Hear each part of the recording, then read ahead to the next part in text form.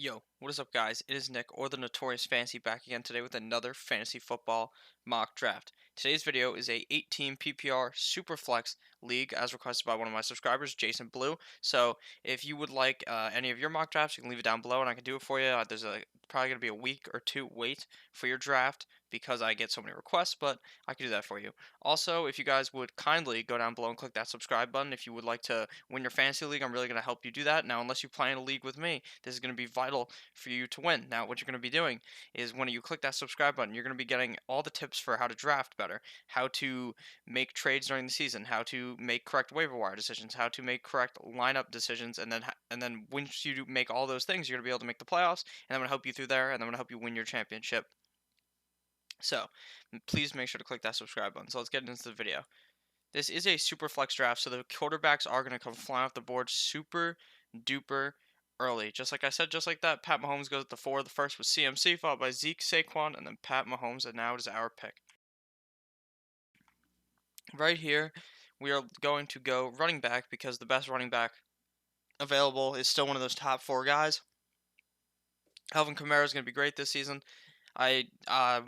Sean Payton came out and said that he was going to be in the exact same role as last year, similar role as last year, and that role was a great running back in fantasy football. So obviously you're just going to draft that again, and to think that the team could potentially be even better than last year. They were great last year. They got snubbed out of a Super Bowl, but it's okay because Alvin Kamara is going to be great in fantasy, and this is a pretty easy pick. I don't even think there's much to explain about it. So after we went Alvin Kamara, Devontae Adams went followed by DJ, Le'Veon Bell, DeAndre Hopkins, Joe Mixon, Odell Beckham Jr.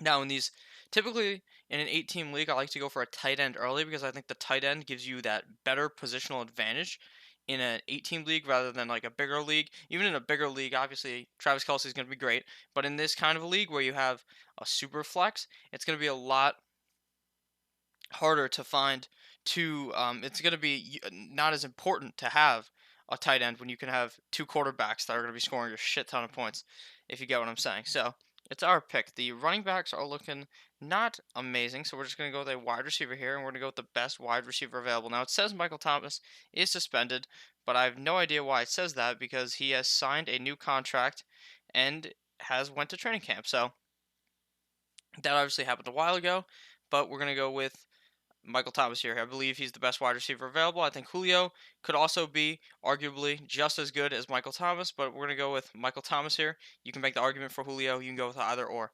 I also want to talk about how I'm recording this video right now. It's in the middle of the night. It's 12 in the morning right now on the 9th, the day that this video came out. So if anything happened today during camp, someone gets hurt, something happens, I'm not going to know about it yet. So we're going to go with Michael Thomas here. After we went Michael Thomas, Julio came out the board, followed by James Conner, Andrew Luck, Travis Kelce, Juju, Melvin Gordon, Deshaun Watson, Todd Gurley.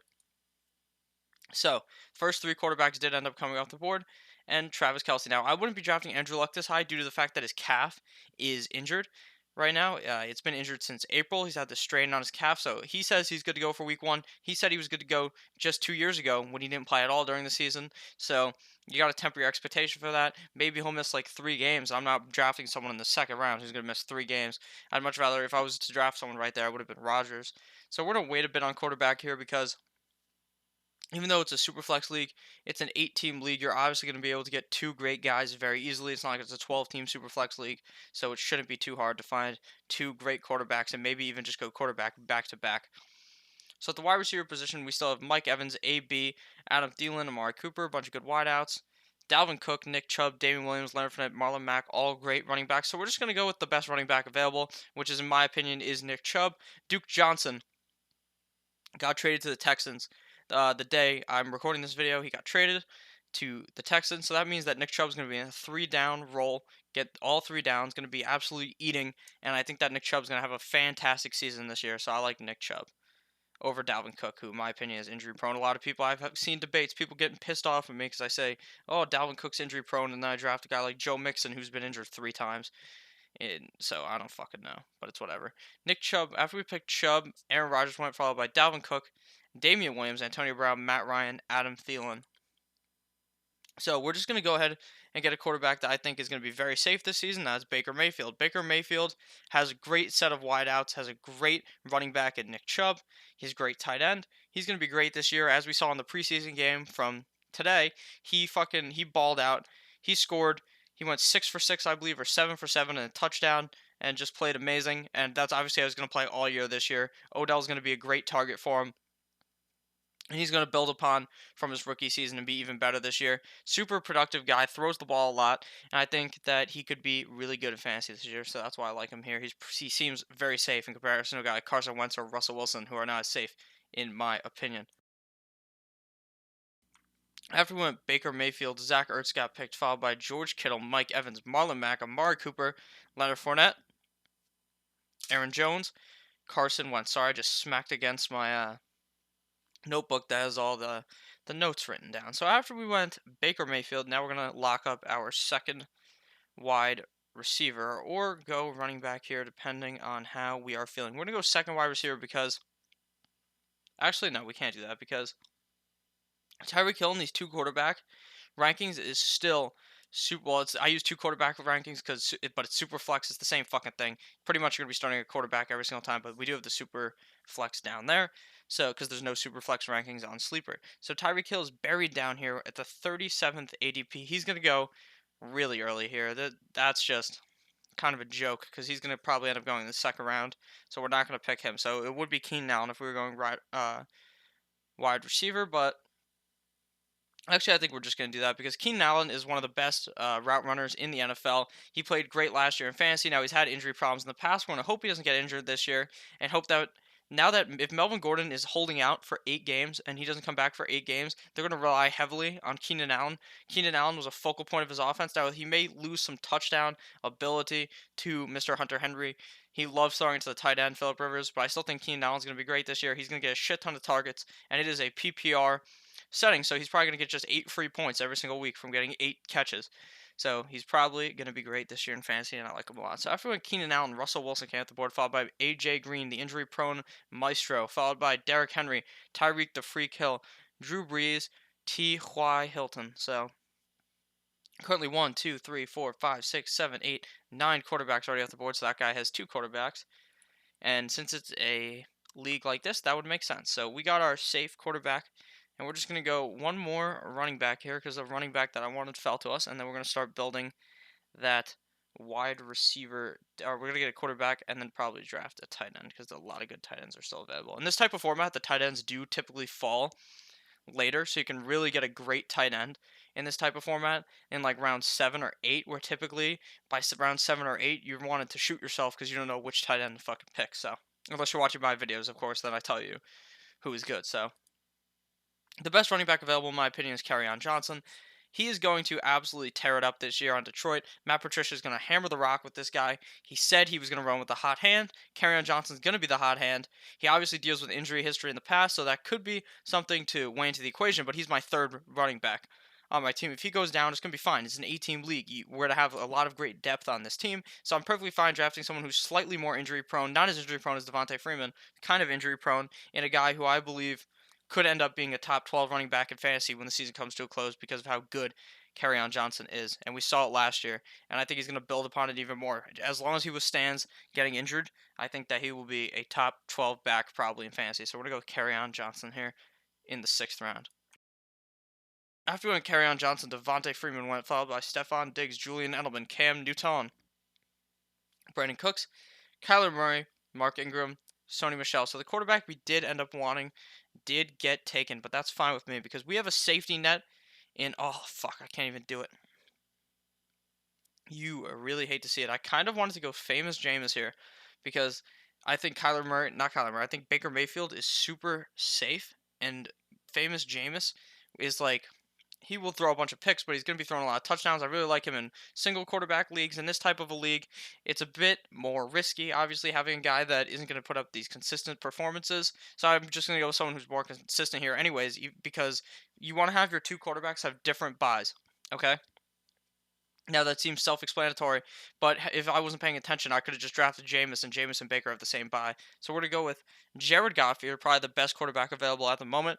Jared Goff is going to be pretty safe this year. He's going to build upon what he did last year, probably be slightly better now with Todd Gurley being banged up like he is. I don't think they're going to run the ball as much, so they'll likely rely on the passing game, run through the air, as they like to say.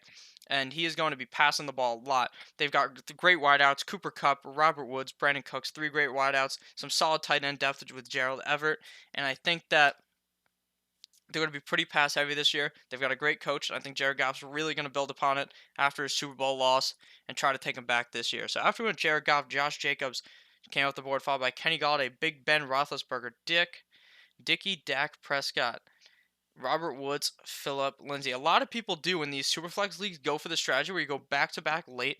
Big Ben, Dak Prescott, are two guys like that later. I personally just don't like doing that because I feel like if you get one of these middle round quarterbacks, you're gonna have a way better quarterback than someone who goes later in this type of a situation. The quarterback matters so much more in this type of format that I do like doing that, where you need guys who are pretty consistent, having big games, and I feel like you can't really rely on a guy like Big Ben to do that every single game. Now, you might say, oh, I'm getting more running back depth, which could be good. You could be getting more running back depth, but at the exact same time, in an 8-team league, it's a lot easier to build that running back depth, whereas in like a 12-team league, it would be a lot harder. So with that being said, we currently have one, two, three running backs, and we've got just two wideouts. So we're likely just going to build more of this running back depth and go running back here because the wide receivers I see going slightly later are just as good as the wide receivers now. Whereas a guy like Chris Carson or David Montgomery is a real step up to the team. Now, I always draft Chris Carson. I think he's very safe. I love him late, and I think that is who we would pick here. He's a very safe option. He's going to be able to be getting a shit ton of touches on a run-heavy offense of the Seattle Seahawks. I think that he is going to really stay as the number one. It's potential that Penny could obviously take over. That's obviously a potential on any team, especially when they have two great running backs like Chris Carson and Rashad Penny. Rashad Penny could steal his touchdowns, all that, but they're going to be running the ball so much that you're just going to love having Chris Carson on your team, and you're really not going to regret it because he feels pretty safe to me, in my opinion, besides the slight injury risk from him getting injured last year.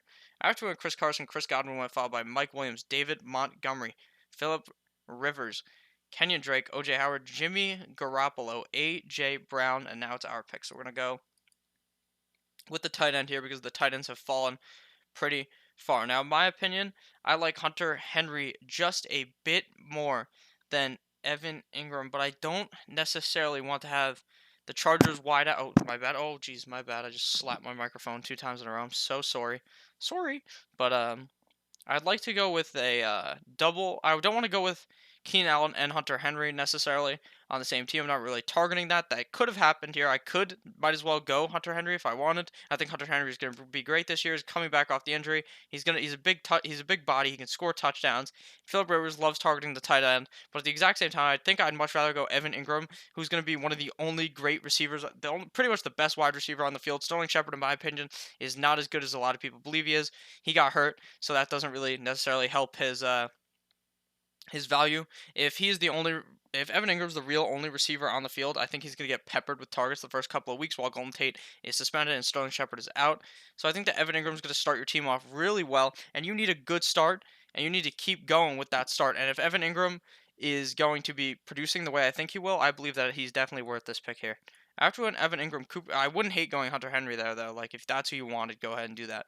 After Evan Ingram went, Cooper Kupp went, followed by Calvin Ridley, Tyler Lockett, Tariq Cohen, James White, DJ Moore. So we did lose out on some wide receiver value here, but there's still a lot of great wide receivers late here in the 10th round. Now, we're going to start building the depth of our team with quite the stack here. I typically don't target stacks, and I don't really like to target Jarvis Landry, but I am going to target him here because he is obviously the slot guy. Baker's going to throw him the ball a lot. I think he's probably going to get like 8, 9 targets a game, I believe. He's a solid PPR option because of how many times he gets targeted. As long as Odell's on the field, he could really draw away from Jarvis Landry. Jarvis Landry definitely had a lot of problems last year once Josh Gordon was gone and went to the Patriots because he was the real only wide receiver on the team. He was the number one on the team, and he had trouble with that. Baker was throwing the ball very hard. He couldn't catch it. I don't know what the fuck was wrong with Jarvis, but I think this year he's probably going to turn it around. I don't necessarily love picking him here, but I do like stacking him with Baker here, and he could be a solid flex option for us. Or a solid, not waiver wire, but a solid wide receiver slot-in guy. So after we picked Jarvis Landry, Darius Geis went followed by Kareem Hunt, Robbie Anderson, Alshon Jeffrey, Tyler Boyd, Rashad Penny, Lamar Miller, Chicago Bears. So now it is our pick yet again. And we are just going to build upon... No, I don't think we need more running back depth here because it should be easy to build that depth come later. But actually, I think we'll just go one more here and then just load up on wideouts here. So we're just going to go with the best running back available, in my opinion. That is Latavius Murray. I think that Latavius Murray, while he's never going to be the one on his team, because oh no, actually we can't do that because I don't want to handcuff Alvin Kamara with Latavius Murray. I don't think that's that smart of an idea because Alvin Kamara is not that injury prone. I'd rather just go Miles Sanders here, who could end up being a guy who is the running back one on that team. He is right now getting talked up. Doug Peterson's talking him up a lot, saying he's the running back one, this, that, the other thing. And I think that Miles Sanders will end up being the RB1. He's the best running back on the team. They're going to cut a few guys. He's going to really emerge over Jordan Howard. Jordan Howard really isn't that good, in my opinion. He's fine in fantasy because I think the first couple of weeks of the season he may be good. But I think that when the push comes to shove, I think Miles Sanders will end up being the better back this season in fantasy and could finish as a RB2 a lot of weeks when he is starting, and I think that he will end up starting, and it'll be pretty great back here. So we're going to go Miles Sanders. So after we went Miles Sanders, Hunter Henry went followed by Tevin Coleman, Sammy Watkins, Eric Ebron, Jared Cook, Latavius Murray. Now, I know that a lot of people are not drafting their third quarterback, but even though this is just a 8-team league, I still think you should draft 3 quarterbacks in this type of a format. So we're just going to draft another one. I know the computer doesn't typically draft 3 on this website, which is kind of stupid, but that's just how it is. So we're going to draft a third option. So our quarterbacks are by 7 and by 9. So we got to target someone without those buys, obviously. So that we can guarantee that we're starting 2 different guys every single week at the quarterback position because you need to do that. It really helps your chances at winning. So if we look here, Jameis, obviously, a guy I like to target, but his buy is 7, the same as Baker, so we can't do that. Mitch Trubisky could be pretty good here, but I'd much rather go with someone who has a lot more upside, in my opinion, someone who could definitely blow up certain weeks on our team, and that I may want to put in instead of Jared Goff. And that is either Lamar Jackson or Josh Allen. Personally, I think I'm going to go with Lamar Jackson here because I think Lamar Jackson is pretty much, he's a running back in the quarterback position, but he is also a quarterback, and he's learned to throw the ball better in practice, in training camp. And I think that if he can get down that throwing motion, is able to throw the ball a lot better, that he's going to be a great asset in fantasy. He could potentially run for 1,000 yards. I don't necessarily think that'll happen. That's some Mike Vick shit. I don't know if that'll happen. That's some Madden 04 type shit. But I think that Lamar Jackson could potentially do it. And why not draft him here as your third quarterback, as a guy you're probably only going to play 1 week, or instead of Jared Goff in certain situations, or if anyone goes down.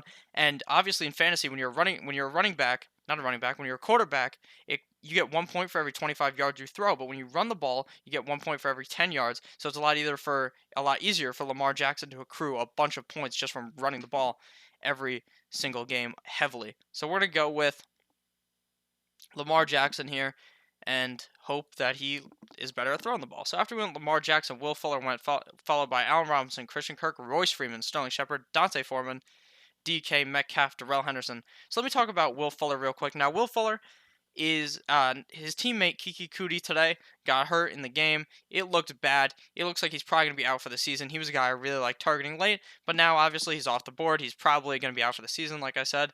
And if Will Fuller somehow stays healthy, doesn't get hurt, walking his dog or something, then we should be good with Will Fuller. Now, he is too injury prone for me to draft him in normal leagues. In an 8-team league, I'll go ahead and fucking draft him because I know for like 6, 7 weeks while he's the wide receiver 2 on the team, he's going to be scoring 20 points for you, and that's just great. So we're going to go with, we like him back here in that type of a format. But now Kiki Kuti is pretty much undraftable. So in the 13th round, we are going to go with another wide receiver. We currently have 1, 2, 3 wide receivers. We got 1, 2, 3, 4, 5 running backs. Typically, you like to get more running backs than receivers on your roster. So we're going to go with Dante Pettis here, the best wide receiver available. He's a guy who I target in every single draft. He's going to be a beast this year. He is finally going to be able to play with Jimmy Garoppolo a lot more. Jimmy Garoppolo got hurt pretty quick in the last season. I believe it was game 4 that he got hurt, or game 3. It was Nick Mullins the whole rest of the year. And Dante Pettis played pretty well in those games that he was active with Nick Mullins, and I think he could really build upon that this year with Jimmy Garoppolo. I think that he could end up being a top wide receiver, not top end wide receiver too, in an 8-team league. That would mean he was like the 9th best wide receiver. But I think he could be like a top 20 wide receiver when the year comes to a close. And I think he has really great value this far back of the draft. Normally I draft him like a 12-team league. I'll fucking pull the trigger in the 6th round on Dante Pettis. I like him that much. So after we go Dante Pettis, big Vance McDonald goes, followed by David Njoku, Jordan Howard, Cortland Sutton, N'Keal Harry, Ronald Jones. In 18 league, you don't need to draft a backup tight end, just so you know. So we got one more pick before we get our kicker and defense. So we're just going to go with another running back to build this running back depth. And why not go with the new addition so I could talk about him? Duke Johnson went to the Houston Texans. Now, I think this is going to hurt Lamar Miller slightly. I think a lot of people believe Duke Johnson can be a 3-down back. If he's given the opportunity, he's able to do it, well, then fuck me in the ass because I was wrong. But I just don't think he can be a 3-down back. He's a pass-catching back, and he should be getting a bunch of catches each game. I think Deshaun Watson can obviously throw on the ball. Deshaun Watson's a very capable quarterback, a pretty good quarterback. And I think that Duke Johnson has some high upside back here over a guy like LaShawn McCoy, who I don't really know how many games he's going to play. A guy like AP, what the fuck is he going to do? Is he going to get... How healthy is he? How old is he? He's old as fuck. He's an old fucking man. And who knows what his role will be. LaShawn McCoy, who knows what his role will be. He's old as fuck, too. He may get traded. He may get shipped off somewhere else. So we're just going to go with Duke Johnson here. After we went to Zeduk Johnson, D.D. Westbrook went followed by Larry Fitz, Corey Davis, L.A. Rams, Justin Tucker, Minnesota Vikings, Jags D, Robbie Gould, and now it is our pick, so we're going to go with our defense. Now, the best way to go for a defense is to Google NFL schedule week 1, and then you draft a defense that has an easy schedule for the first week. They're playing a shitty offense.